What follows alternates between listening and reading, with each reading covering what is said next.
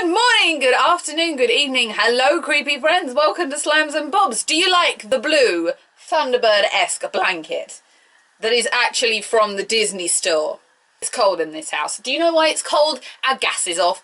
And it's one of the coldest days in Britain this winter. It's off because we have men outside doing gas works. So I'm cold. Like, really freaking cold.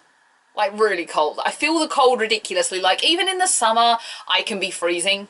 So I hope you'll forgive the blue Thunderbird-esque Disney store blanket for this video, and possibly for the Birchbox video that's going to be filmed in a little while when it arrives. I'm going to do a hot water bowl once this video's over, but we're going to try and ignore the cold because today was Thunderbirds Day. And the episode was called Touch and Go, and it was a pretty good episode. I mean, from what I've seen from quite a few pages, a lot of people were relatively happy with it. The opening scene for this week's episode was actually kind of thrown out during the week.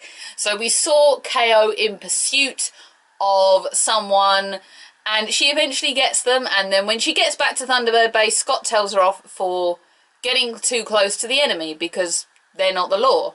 And of course, just as they're kind of getting into discrepancies, KO's got a different opinion to Scott, but Scott kind of has the heart of what International Rescue is about at heart. The heart of what International Rescue is about at heart. Okay, I made that one up. In comes John going, we have a situation. Which, unless you don't know, is the new calling International Rescue. It was John either way. So Catch, which controls aircraft and landing aircrafts, has disappeared and gone offline, and no one knows why. Yeah, keep that thought in mind, it's coming. With all the confusion, it's only a matter of time before an aircraft is put in danger, someone's life is on the line, and quite literally we end up with a pretty big cliffhanger. Not an end of the episode cliffhanger, it's a literal cliffhanger. Quite literally. KO is dispatched in Thunderbird S to kind of scout around Catch and find out exactly what's going on, while Scott and Virgil run off to be the heroes of the day, as we know. On KO's mission, she finds out that the whole Catch thing, just to cover up, by the hood, by Hoodie Boy. Should we call him Hoodie Boy? No, we shouldn't do that, should we? Sorry. Through the art of just hiding by means of Thunderbird's shadow, she finds out that actually what Hood's trying to do is nick a load of Alsterin, which is a fuel.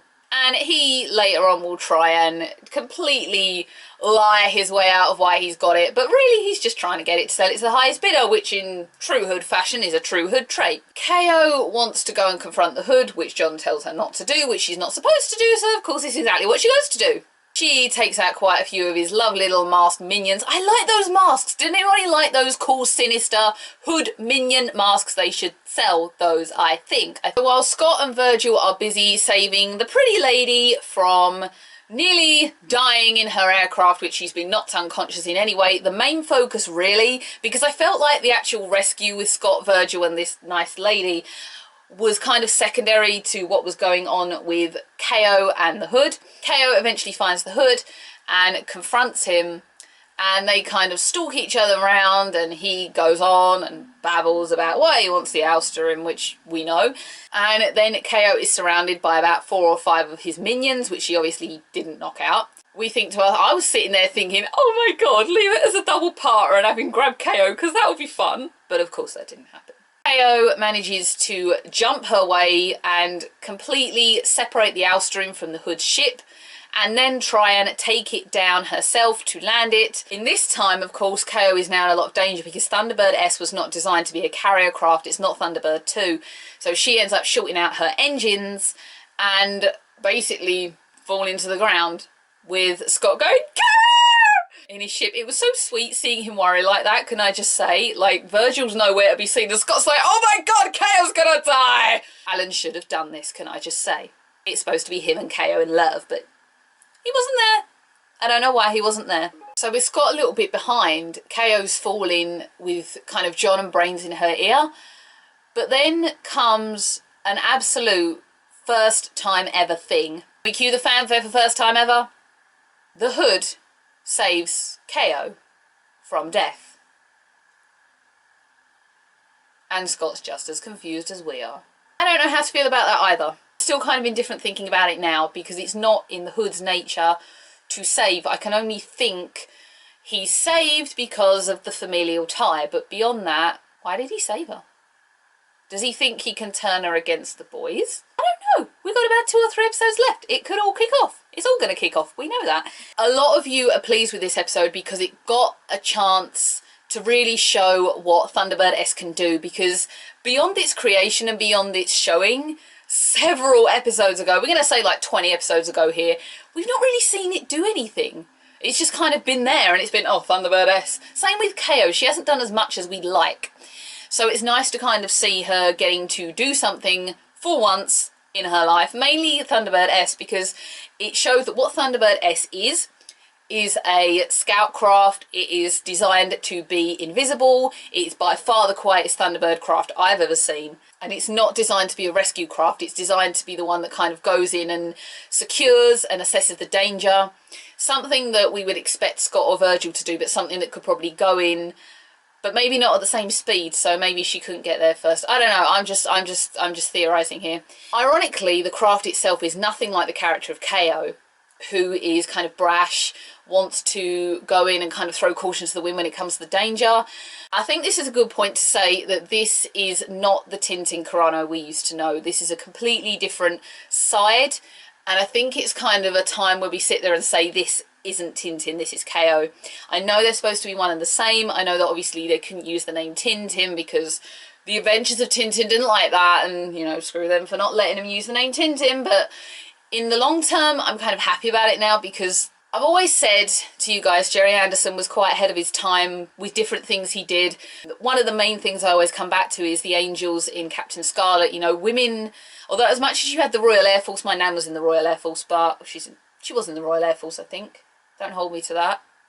I know she was in the army. A lot of women weren't seen to be able to be capable of doing sort of things that Gerry Anderson had them do back then.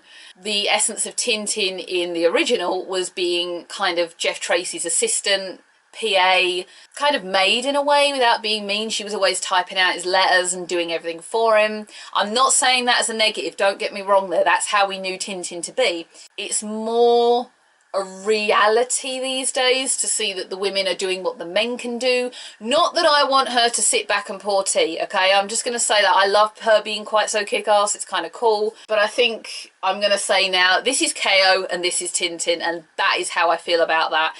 I am glad of seeing Thunderbird S, and I mean, its launch sequence is great. I loved seeing that.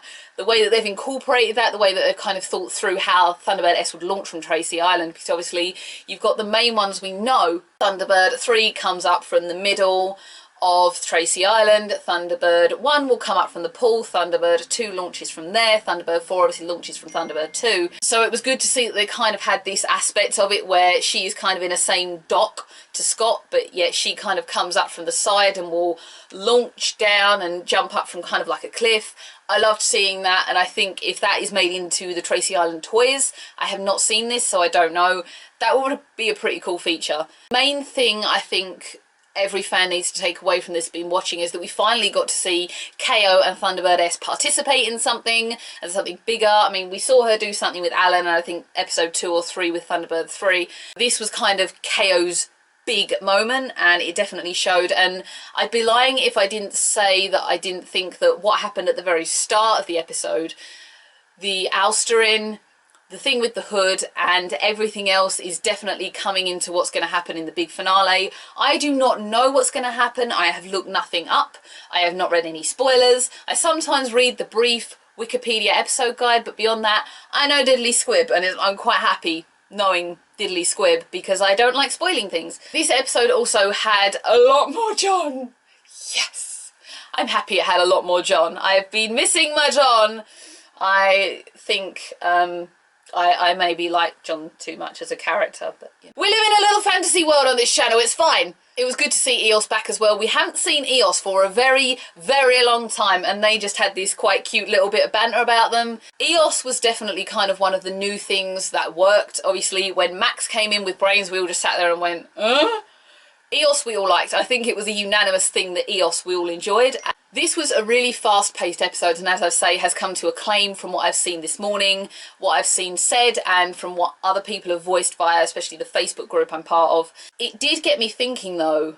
I think at the end you see KO say, I think we should be more hands-on, we should be able to defend ourselves. And it does get Scott thinking more towards the end of the episode, obviously, because we know Scott is essentially being Jeff Tracy in this series. This is a point I'm going to discuss in greater detail at the end of series review, because I've already got a few things in the back of my mind that I really want to talk to you guys about. Stuff that I've kind of been waiting to say, because I know it's coming up, and I know we're going to end up doing like a 15-20 minute talk on the end of series, but we'll get that. We'll do an end of series episode review, and then I'll just do an end of series review as a whole, and we'll discuss a lot of things in that. Many things I think I'm just going to go over old territory, stuff I've discussed, but it's stuff that maybe we can kind of like examine further. Back in the old series, the Thunderbirds were always carrying guns, obviously due to kind of stricter guidelines on what kids can and can't see nowadays. They can't carry guns anymore, but it does get one thinking that if the Thunderbirds were in danger, what would they do? You know, in the original, if they were in danger, they would open fire and they would protect themselves, but this generation doesn't seem to be able to do that. So say someone comes at Scott with a weapon and holds, I don't know, some sort of weapon to his head, I don't know. Does he just go along with it? I mean, we all know obviously they're a bit more physically trained in this series, and that's great, but it does get you thinking, what if? You know, and I think maybe that could just be my mind going crazy, but it's kind of something we'll address more when it comes to the end of series, which is only in about 2 or 3 weeks, I think. That's so sad. I cannot believe we've been doing this since like April. Can you believe this is like 9 months ago we started this? It's mad. That was the end of Touch and Go. Thank you very much, everyone, for watching me freeze in this episode from that Thunderbirds goal. I keep forgetting to say that in the title. I'm definitely going to go by that as like the kind of series thing we do on this channel. I don't know, I'm just making crap up as I go along. Welcome to Nixie's world.